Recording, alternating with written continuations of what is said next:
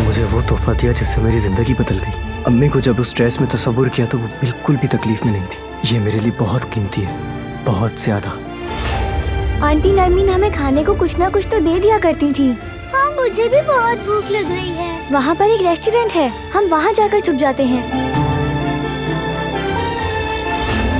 बहुत खूबसूरत लग रही हो। क्या आप चले? बहरान ने उसको कैसे उसकी औकात याद दिलाई, देखा तुमने? और उसने हद पार करके वो जगह खो दी, वो जगह जो उसने अपनी मक्कारी से बनाई थी। अम्मी, अम्मी जान। उसे सामने आकर बात करनी होगी मुझसे। लो आ गया, डील कैंसिल तुम्हारे साथ और कभी काम नहीं करेंगे। हाथ मत लगाओ मुझे, छोड़ो। भाई हम पुलिस के पास क्यों नहीं जा रहे? बात को समझो, खुद ढूंढूंगा और उन्हें खुद ही सजा दूंगा मैं।